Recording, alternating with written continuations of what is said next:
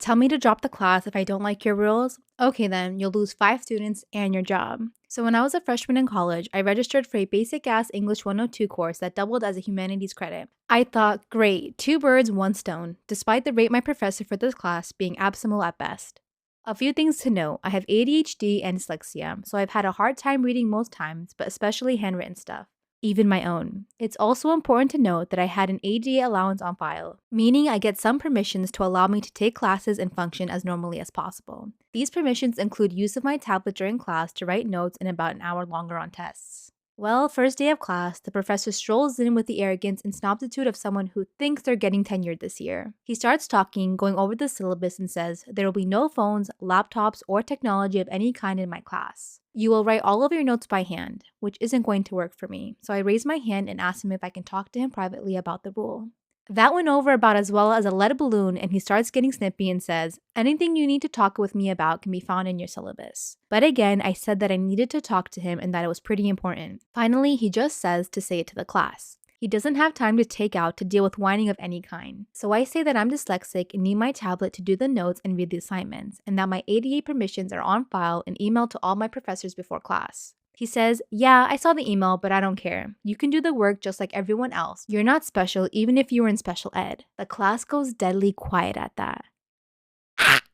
I'm absolutely shocked at his bold and completely hilarious lack of awareness and care for his job. I'm staring at him open mouthed and he thinks he won. He's got this smug little face like I've just been told and there's no other options, nor is there any way he'll regret his behavior. One of the girls in class finds her voice and calls out his ableism and lack of decorum, but he cuts her off saying, if you don't like my rules, you can drop the class. So she says, okay, and pulled out her laptop and dropped the class right in front of him. In taking the cue from her, 3 other students and I do the same and we leave class together at the same time. I've never met this girl before, but then she asked me if I want to go to the dean because honestly I'm really shaken, so I said yes, and we go straight there telling the dean of students what happened as well as the ADA counselor. They took the girl's statement and mine and discovered that this professor had pulled this shit for years but nobody wanted to get involved. 6 months later, I hear that not only had the professor not gotten tenured, but he was fired and blacklisted from teaching at the college level. For people who don't know what tenure is, that's when a teacher gets locked in and they're guaranteed their job safety. For giving my mother-in-law a copy of her own house key when she asked to get a copy of mine.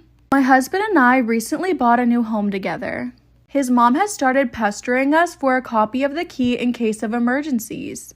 I tried to explain to her our house rule, which is only residents of the house get a key. She proceeded to keep complaining and even got the family involved. And last week she demanded a copy of the key sent to her. So instead, I decided to go grab the copy of her key. I grabbed the copy of her house that my husband was keeping for years and sent it to her, along with a note. Giving my mother-in-law a copy of her own house key when she asked to get a copy of mine. She demanded for a copy of the key to be sent to her, so instead, I decided to grab the copy of the key to her house. My husband was keeping it for years, and I sent it to her with a note. The note read, only residents get a copy, so this copy is for the home you reside in. Of course, she was beyond livid about it, and she told the family, and I was called so many names. Now my husband is complaining that I escalated and made a mistake by upsetting her further. And that instead, I should have just stuck to saying no. Am I wrong? Am I wrong for refusing to get my son a car because of his weight? I have 3 kids, 16 female, 19 male, and 24 male. I've raised them to be fit and healthy, but sadly my 17-year-old son gained a lot of weight after leaving secondary school with bad grades, and he suggested to keep a job. He is not hugely overweight, but it is upsetting to me as I was always careful with their food and taught them to make healthy choices. I bought my 24-year-old a car for his 20th birthday, and I promised to do the same for my 19-year-old, but only if he was able to lose weight and keep a job. He claimed these conditions were unfair because his brother didn't have to do anything for the car, but he kept himself fit and moved out of my house at 18, so he was not a financial drain on me at the time. He accepted the conditions in the end. Did you just call your kid a financial drain? The fact that you called your kid a financial drain says as much as I need to know about yourself as a parent. The reason I added a weight loss requirement for the car is just for extra motivation for him. He's 5'11" and 210 pounds. I know it's not morbidly obese, but it is awful seeing him gain all this weight when he used to be so skinny. He hates his appearance and wants a girlfriend, but he is not confident. Maybe this is not PC these days, but I don't believe in body positivity, and I think if you're overweight, you need to lose weight as soon as possible. I'm worried he will develop a food addiction and get even bigger. The car will make him walk less and make fast food even more accessible, and that is the last thing he needs. Anyway, this was 6 months ago, and his birthday is next month. The attempts to lose weight don't last long, and I think he's down 10 pounds at most. However, he has managed to get and keep a job for the last 3 months, which is great, but it's still not very long, and he's still lazy, playing video games and eating too much.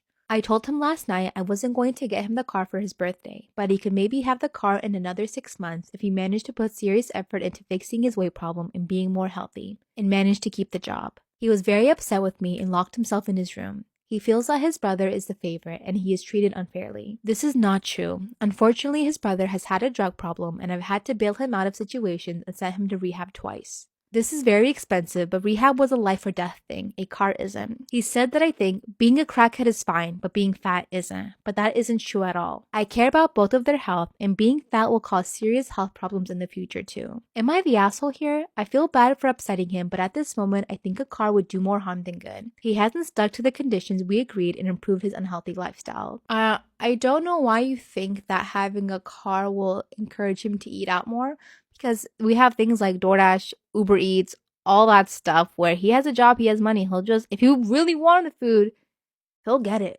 Car or not, that's not what's going to help him. The car could also motivate him to go hiking, to go to the gym. So look at the positives it could have brought, but you I lost my virginity before marriage and my parents want me to prove my virginity to them. What should I do? I come from an extremely religious family. In my culture, women should be virgins before they get married. So here's how I lost my virginity. To my cousin. My parents are super strict. I grew up hiding everything from my parents. When I was 14, this new girl came to my school and she basically corrupted me. I had never in my life before even kissed a boy or even looked at one. But she would take me to parties and this is where I started meeting a lot of boys. A boy asked me to be his girlfriend and I said yes. This is where I had my first kiss. The next summer, my parents took me to visit my uncles. This is where I saw my cousin. We were both exactly the same age, and as soon as we saw each other, we were pretty much attracted to each other. I know, it's really disgusting and messed up. I was 15 at the time. This meant I didn't know anything about anything. My cousin would flirt with me all the time while we were visiting, and it kind of became a game for us. Before I knew it, he got me alone in a room and decided to kiss me. And after this, we just started making out all the time when we were alone. Then he started touching me. Now, no, I did not give him permission, but we were both 15, and it was just understood that we wanted it. And then we did the dirty. Like all night. Part 2 is up. I lost my virginity before marriage and my parents want me to prove that I'm a virgin. And I lost my virginity to my cousin. So the first time I did it with my cousin, we did it all night. This was the first time I had ever done anything like that. At the time, I didn't think that I would ever have to then prove to my parents that I was a virgin years later. So after I lost my virginity with my cousin, everything went downhill. I started doing it with other boys. And I even started dating a boy behind my parents' back. My parents, like I said, are super strict. When I was 17, my dad decided to tell me that he had already offered my hand in marriage to somebody. So that meant I was promised to somebody I had never even met. The boy that I was promised to lived in a different country. So 4 months later, he came with his parents. And when I met him, I was in love. He was extremely good looking, super smart, and he liked me right away. We were both really compatible in every single way. But then I remembered that I wasn't a virgin. The first night we met them, my parents brought up the fact that I was a virgin. My fiance looked at me with the biggest smile on his face. Not me sitting there knowing that I had already done it with 7 guys. From here on, I had to pretend like I was the perfect little virgin. So I basically cut off all the guys I was doing it with. Part 3 is up. I lost my virginity before marriage and now I have to prove that I'm a virgin to my parents. So after I lost my virginity to my cousin, I was screwed. My father promised my hand in marriage to a man who thought I was a virgin, and his parents celebrated the fact that I was a virgin. Anytime they came to dinner, we would always somehow end up talking about how I was a virgin. It was like the hot topic with my father and his dad. This is when the wheels started turning. I started thinking of ways to tell my family that I was no longer a virgin. And the only thing that I could come up with was telling them that I was R-worded. But that's obviously a horrible idea because then I would have to accuse somebody and it would just be bad. So I decided to just simply confess. I sat my parents down and I told them that I was no longer a virgin. But when they asked me with who, I could not tell them it was my cousin. Instead, I told them it was some random boy from school. That's when my father told me that I had to prove myself a virgin to get married. So I decided to go to a gynecologist and pay him to say that I was still intact. All he did was sign some piece of paper that said I was basically a virgin. So I gave it to my parents and they were happy with that. So guess what I did on my wedding night to pretend like I was a virgin? I saved some period blood. Part 4 is up. I had to pretend I was a virgin on my wedding night, and this is what I did. I saved some period blood for my last period. Since my father had promised me to a man that I had never met, who I did fall in love with, but I wasn't a virgin and was promised as a virgin, I had to do something. The wedding was absolutely beautiful, and my new husband and I were getting to know each other so well. So I knew that I did not want to disappoint him because he thought that I was a virgin. So when it came time to getting naked and actually doing it, I was already used to it, so I pretended like it hurt really bad when he put it in. Frozen my period blood in a Ziploc baggie, and I put it behind the bed underneath my pillow. So as soon as we finished, I had already scooped some blood into my hand and I just went ahead and rubbed it on. And it worked. He saw the blood, kissed me, and then we did it again. At this point, I just enjoyed it. No one will ever know the secret, and my husband thinks that I've only been his. So I guess it's a happy ending, right?